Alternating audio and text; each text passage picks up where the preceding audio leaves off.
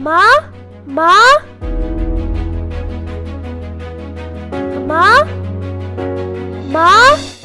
ಏನ್ ಪುಟ್ಟ? ಅಮ್ಮ ಹೊಟ್ಟೆ ತುಂಬಾ ನೋವು ಮಾ. ಹೇಳ್ತೀನಿ, ಆಳು ಮೂಳು ತಿನ್ಬೇಡ, ಪಿಜ್ಜಾ ಬರ್ಗರ್ ಫ್ರೆಂಚ್ ಫ್ರೈಸ್ ಎಲ್ಲಾನು ತಿನ್ಬೇಡ. ತಿಂದ್ರೇನೆ ಹೊಟ್ಟೆ ನೋವು ಬರೋದು ನಿನಗೆ. ನಿಮ್ಮ ತಾತನ್ ನೋಡು, 80 ವರ್ಷ ಆದರೂ ಗಟ್ಟಿ ಮುಟ್ಟಾಗಿದ್ದಾರೆ. ಅವ್ರು ಹಂಗಿರೋದಕ್ಕೆ ಕಾರಣ ರಾಗಿ ಮುದ್ದೆ ತಿಂದು ಹಂಗಿರೋದು. ನಿಮ್ಮ ತಾತ ಈ ವಯಸ್ಸಲ್ಲೂ 4 ಕಿಲೋಮೀಟ್ರ್ ವಾಕ್ ಮಾಡ್ಕೊಂಡು ಬರ್ತಾರೆ. ಸೀತಾ, ಹಾ ಬಂದೆ, ಬಾ ಅಪ್ಪಂಗೆ ಹೇಳ್ತೀನಿ. ಪಪ್ಪ ಪಪ್ಪ ಪಪ್ಪ ನನಗೆ ರಾಗಿ ಮುದ್ದೆ ಸೇರಲ್ಲ ಪಪ್ಪ. ಯಾಕೆ ಅವಳಿಗೆ ಅಷ್ಟು ತಲೆ ತಿಂತೀಯಾ? ರಾಗಿಯಲ್ಲಿ ಬರೀ ಮುದ್ದೆ ಅಷ್ಟೇನ ಮಾಡಕ್ಕಾಗೋದು? ಬೇರೆ ಯಾವುದು ಡಿಶಸ್ ಇಲ್ವಾ? ಯಾಕಿಲ್ಲ ಬಾವ, ಸಿರಿಧಾನ್ಯದಲ್ಲಿ ತುಂಬಾ ರುಚಿಯಾದ ಅಡಿಗೆನೂ ಮಾಡ್ಬೋದು, ಆರೋಗ್ಯಕ್ಕೂ ಒಳ್ಳೇದು. ಓ ಅಕ್ಕ, ಬಾವಾ. ಸೀತಾ, ಪ್ಲೇಟ್ಸ್ ತಗೊಂಬಾ.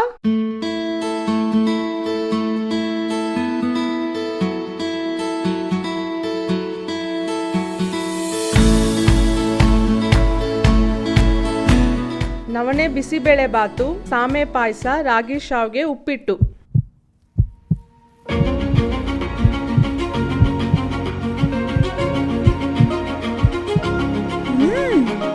ವಾವ್, ತುಂಬಾ ಟೇಸ್ಟಿ ಆಗಿದೆ ದೊಡ್ಡಮ್ಮ. So M. ಪುಟಿ, ಬಾ ಇಲ್ಲಿ, ಬಾತ್ ತಗೋ. ಇದು ತಿನ್ನೋಡು, ರಾಗಿ ಬೈಟ್ಸ್. ಇದನ್ನು ಸಿರಿಧಾನ್ಯದಲ್ಲೇ ಮಾಡಿರೋದು, ಸೂಪರ್ ಆಗಿರುತ್ತೆ. ಅಣ್ಣ, ಅಷ್ಟೇ ಅಲ್ಲ, ಮಕ್ಕಳಿಗೆ ಇಷ್ಟ ಆಗೋದು doughnuts, pasta, pizza, burger, noodles, cake ಮತ್ತೆ ಬಿರಿಯಾನಿನೂ ಮಾಡ್ಬೋದು. ಅದ್ಗೆ ತಿಂಡಿ ರೆಡಿನಾ? ಯಾವಾಗ ಬಂದ್ರಿ?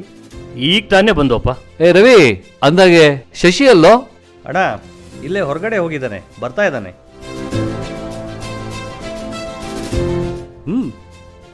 ನವಣೆ ಬಿಸಿಬೇಳೆ ಬಾತು ಚೆನ್ನಾಗಿದೆ.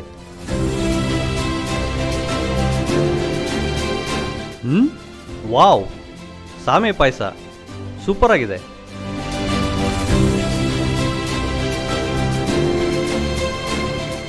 ರಾಗಿ ಶಾವ್ಗೆ ಉಪ್ಪಿಟ್ಟು ಒಂದಕ್ಕಿಂತ ಒಂದು ತುಂಬ ಚೆನ್ನಾಗಿದೆ. ವೆರಿ ಹೆಲ್ದಿ ಬ್ರೇಕ್ಫಾಸ್ಟ್ ಇವತ್ತು. ಚಿಕ್ಕಪ್ಪ, ಯಾವಾಗ ನೋಡಿದ್ರು ಮಿಲೆಟ್ಸ್ ಬಗ್ಗೆನೇ ಮಾತಾಡ್ತೀರಾ. ಏನದು ಮಿಲೆಟ್ಸ್ ಅಂದ್ರೆ? ಅದಷ್ಟು ಒಳ್ಳೇದಾ? ಎಸ್, ಬಾಯ್ಲಿ. ಮಿಲೆಟ್ಸ್ ಅಂದರೆ ಸಿರಿಧಾನ್ಯಗಳು, ಹಿರಿಧಾನ್ಯಗಳು.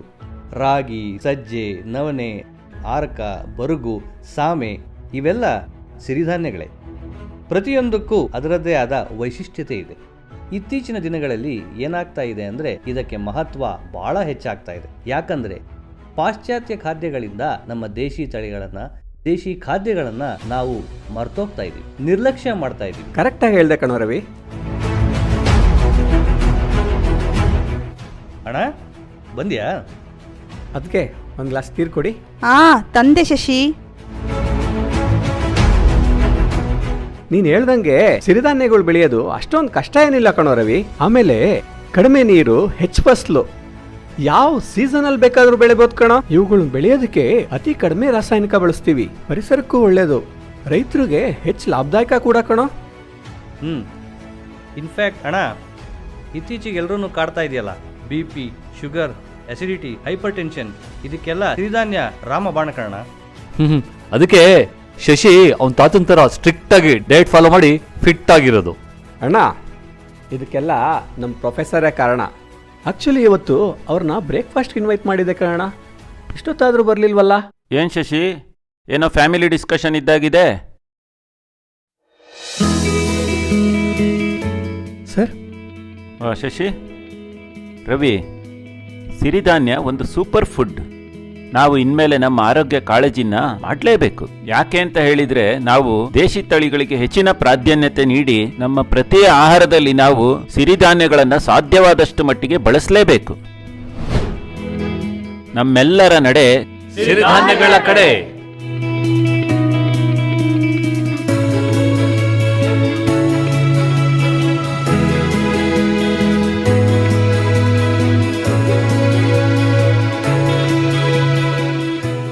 ರಾಗಿಯನ್ನು ಉಂಬುವ ನಿರೋಗಿ ಎಂದೆನಿಸುವನು.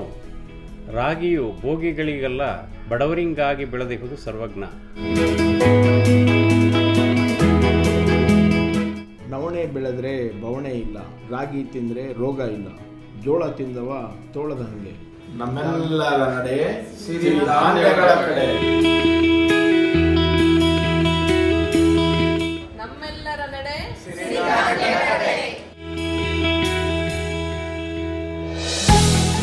ನಮ್ಮೆಲ್ಲರ ನಡೆ ಸಿರಿಧಾನ್ಯಗಳ ಕಡೆ. ನಮ್ಮೆಲ್ಲರ ನಡೆ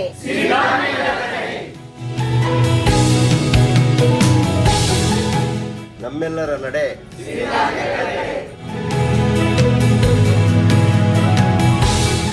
ನಮ್ಮೆಲ್ಲರ ನಡೆ